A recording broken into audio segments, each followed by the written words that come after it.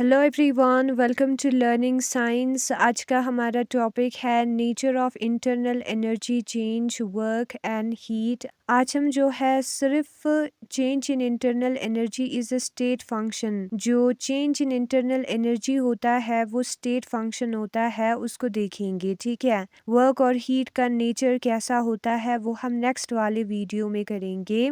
तो सबसे पहले हम लिखते हैं टॉपिक का नाम, जो कि है हमारा change in internal energy. Delta E is a state function. जो चेंज इन इंटरनल एनर्जी होता है डेल्टा ई, वो एक स्टेट फंक्शन होता है। When a system changes from one state to another, the change in internal energy is independent of the path followed by the process। जब system जो है अपने स्टेट को चेंज करता है, एक स्टेट से दूसरे स्टेट में जाता है, उस वक्त जो इंटरनल एनर्जी में चेंज होता है वो पाथ पर डिपेंडेंट नहीं होता, वो इंडिपेंडेंट होता है path followed by the process. जो प्रोसेस में वो पाथ फॉलो करेगा उस पर वो डिपेंडेंट ही नहीं होता।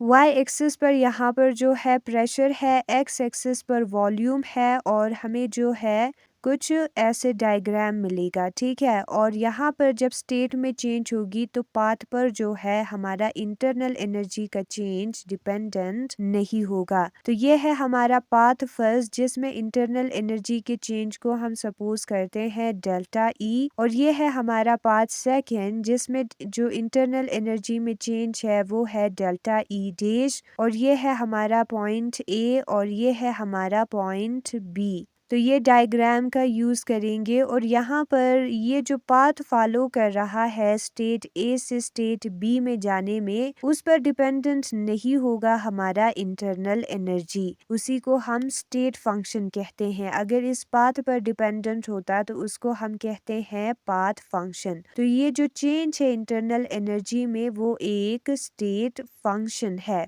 बाकी डिटेल में मैं बुक में बताऊंगी, बुक में से पढ़कर।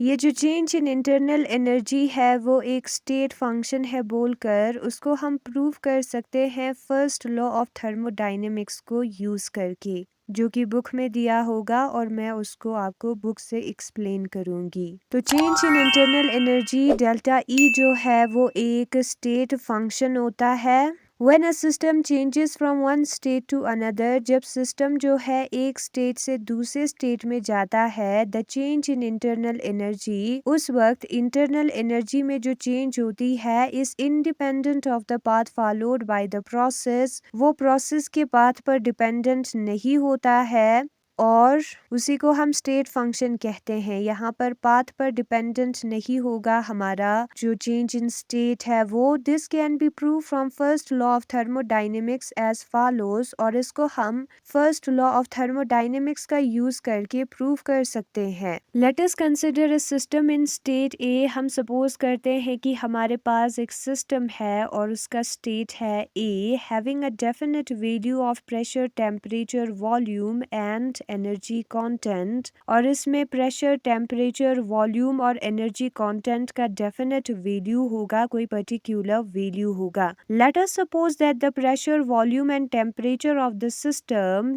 आर चेंज, और हम मानते हैं कि हमने क्या किया, प्रेशर, वॉल्यूम और टेम्परेचर को सिस्टम का चेंज कर दिया इन सच अ वे, एक ऐसे तरीके में that the system is about to state B by path, ये जो सिस्टम है वो स्टेट बी में पहुंच गया। Let the increase in internal energy of the system be delta E, और हम मानेंगे जब ये ए से बी की तरफ जा रहा होगा उसमें इंटरनल एनर्जी में इंक्रीज हुआ, और वो इंक्रीज है इंटरनल एनर्जी में डेल्टा ई। नाउ हम सिस्टम को जो है स्टेट बी से स्टेट ए की तरफ वापस लेकर जाएंगे, रिटर्न करेंगे। यहाँ पर ए होगा, ठीक है, पाथ बी को फॉलो करके। तो यहाँ पर जो चेंज इन इंटरनल एनर्जी है इस प्रोसेस में वो डेल्टा ई डैश होगा, ये हमें मानना है। ठीक है, और हम ये भी मानेंगे कि जो डेल्टा ई डैश है वो ज़्यादा है डेल्टा ई से, ये वाला जो चेंज है इंटरनल एनर्जी में वो ज़्यादा है इस वाले चेंज से, तो जो एनर्जी होगा delta E minus delta E dash वो नेगेटिव में कोई आंसर देगा, यानी कि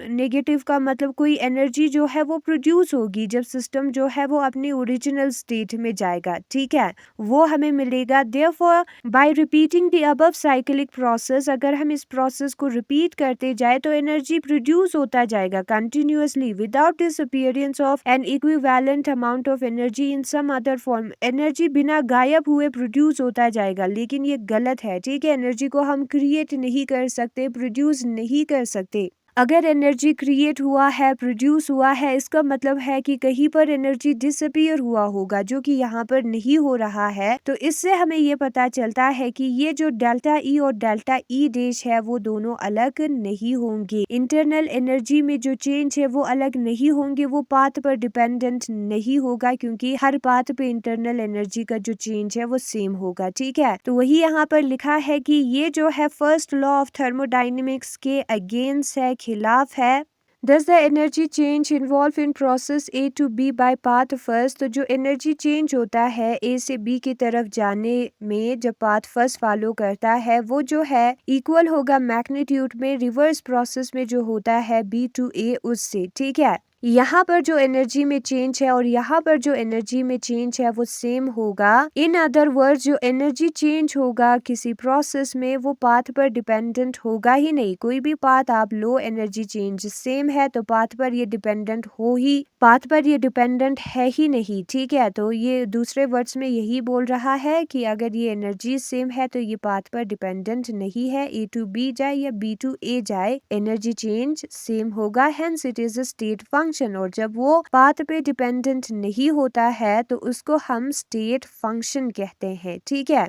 तो जो इंटरनल एनर्जी चेंज है वो स्टेट फंक्शन टाइप का होता है, उसका नेचर जो है वो स्टेट फंक्शन होता है, ठीक है। स्टेट फंक्शन हम उस फंक्शन को कहेंगे जिसमें जब स्टेट चेंज होता है तो पाथ का कुछ लेना देना नहीं होता। उसके लिए हम कंसिडर करेंगे स्टेट ए से स्टेट बी पर जाते वक्त इंटरनल एनर्जी में चेंज पाथ फर्स्ट के थ्रू डेल्टा ई है और पाथ सेकेंड के थ्रू जब स्टेट बी से ए की तरफ जाएंगे तो डेल्टा ई डैश है। और हम ये भी मानेंगे कि ये ज्यादा है डेल्टा ई डैश से, तो इसको जब हम माइनस करेंगे तो कोई नेगेटिव वाला टर्म आएगा, यानी कि इंटरनल एनर्जी यहाँ पर प्रोड्यूस हो रहा है। जब हम इस साइकिल को कंटिन्यू करते जाएंगे तो इंटरनल एनर्जी प्रोड्यूस होता जाएगा बिना डिसअपीयर हुए। तो हम ऐसे एनर्जी को क्रिएट नहीं कर सकते, प्रोड्यूस नहीं कर सकते, ठीक है। ये फर्स्ट लॉ ऑफ थर्मोडायनेमिक्स के खिलाफ होगा। तो ये जो हमारा कंसिडरेशन है जो हमने लेट किया था कि ये जो delta E greater than delta E dash है वो गलत होगा, ठीक है। और उसी तरीके से अगर स्मॉलर है तो भी गलत होगा। डेल्टा ई और डेल्टा ई डैश जो है वो बराबर होना चाहिए, फर्स्ट लॉ ऑफ थर्मोडायनेमिक्स को फॉलो करने के लिए बराबर होगा, तो पाथ पर डिपेंडेंट होगा ही नहीं। कोई भी पाथ लो, डेल्टा ई जो चेंज है वो सेम होगी, ठीक है। तो यही है आज का हमारा टॉपिक, जिसमें हमने समझा कि जो चेंज इन इंटरनल एनर्जी होता है वो एक स्टेट फंक्शन होता है और स्टेट फंक्शन जो है वो पाथ पर डिपेंडेंट नहीं होता। बाकी जो दो टर्म्स है वर्क और हीट उसको मैं नेक्स्ट वाले वीडियो में करूँगी। Thanks for watching.